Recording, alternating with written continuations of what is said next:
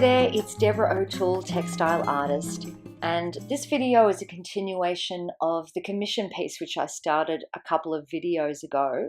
And in this video I actually complete the piece, so if you can bear with me until the end, you get to see the finished piece. In the last video, what I was doing was placing all those circles that you can see lined up in the background. I was just placing them into their positions. And what I'm doing now is sewing those vertical lines into place. The fabric, it's eco-dyed silk and silk organza and a couple of commercial fabrics as well. So the piece is really quite delicate and it's quite fragile. So I wanted it to look fragile, but then I also had the problem of being able to construct the piece so that it would be able to be put into a frame safely and be able to sort of maintain the integrity of the construction. This whole process took me several hours, so I've got this in 20 times fast motion so that you don't have to sit through all the hours of all the sewing. Here what I'm doing is putting all those lines together so that they do have a horizontal which they're hinging onto. And a quick measure just to make sure it's actually the right size. So here what I'm doing is placing all those extra circular motifs in place. These are the pieces that were actually holding the piece together. But I did want a fair bit of negative space, so it was a bit of a puzzle to meet both the design and the construction criteria. And once they were in place, I just used my little tacky glue stick to quickly glue them together. So here's where I started the rather long process of beading the piece. And I started off by showing you in real time so that you can get a good look at how I was doing it. I used quite a different range of beads, but within a very sort of similar color scheme to the fabrics that you can see. So I had blacks, browns, silver, little tiny wooden ones, some sequins. I really do like to vary the color and the size and shape of beads that I use so that it sort of adds to that that sort of random sprinkling of beads look that I like. All these fabrics are quite fragile, so I had to be pretty careful as I was handling the piece. It was not easy to sort of be working with the piece, turning it over, and as you can see just there, I had threads getting caught on the fabric pieces for the whole time. You can see me using my little gaudy little fridge magnet that is the handiest thing to have on the work desk, because when I drop my needle, instead of having to sort of scrounge around with my fingers to pick it up, I can just pick it up with the magnet and easily pick up the needle off the magnet. Yeah, so as the piece got more and more beaded, then I had the problem of having the threads getting caught or looped on to the beading that was already on the work. So that was quite time consuming. Here you can see some of the beads that I was using. See how it's just a bit of a range of pieces. That's some big pearl pieces which were nice to use in certain areas. And now, just to save you all from dying of boredom, I am going to speed this up into 20 times fast motion. Here we go. So you can get to start to see the piece coming together. I did consider cutting more bits out because just even looking at this myself feels a bit excruciating to watch. But for those of you who are interested in the process and where I started and how it all sort of came together and how much beading I actually did, it's good to probably keep the majority of the film in. And in this shot you get to see a little bit more of a glimpse of the beads that I used. A lot of the stuff I have is vintage and a lot of it is donated, so a lot of the bags are just a hodgepodge of different types of beads, different sort of colorways, and I do have some new beads as well, and sometimes it's good just to get some things in bulk, like that one in the far left corner.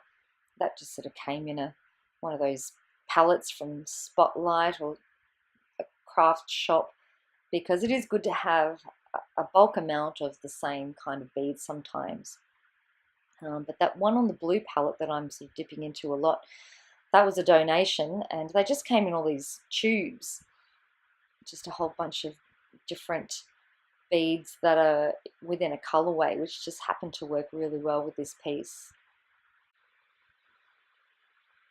So what I'm doing here is basically securing the pieces together with beading, which will probably appall a lot of the serious textile artists, crafty ladies and gentlemen out there who would be very much concerned about the construction of the piece, because I wanted it to remain very fragile and ethereal. I wanted there to be as little stitching as possible.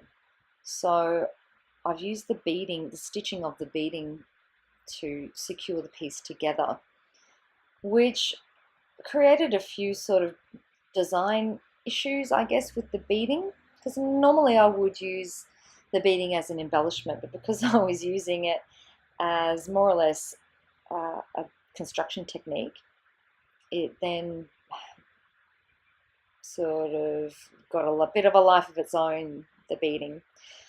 The more I beaded and lifting the fabric up and working with it, it definitely started to feel like a piece of couture fashion, which is lovely, actually. I've always wanted to be a fashion designer, but I've never been technical enough, I guess. So that's why textile art using a lot of beads and embellishments is kind of where I've gone.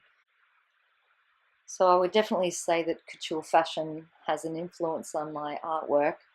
And yeah, working with the piece definitely felt like a beautifully fully beaded evening gown. Maybe I'll attempt to make one for myself one day.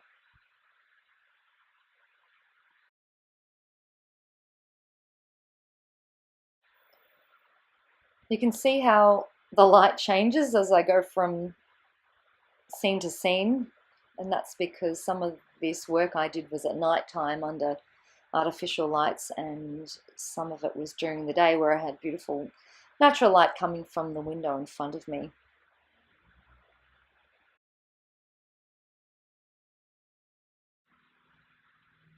I'd be very interested to hear any feedback about this piece and my processes, so if you're inclined, yes, please leave a message in the comments below. I'd love to hear what you have to say about it.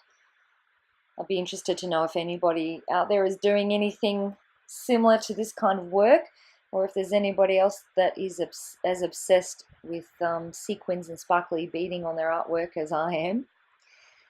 And of course, if anybody out there is interested in having me do a commission piece for them, yes, absolutely, I'd love to hear from you. So leave a comment.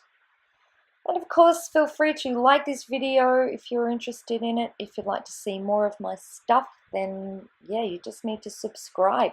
And of course, sharing this video or any of my videos with your friends is very much appreciated.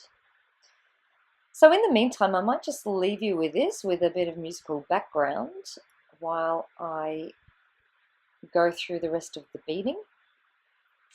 There's only about 5 more minutes to go. You do get to see the finished piece at the end, so hang in there.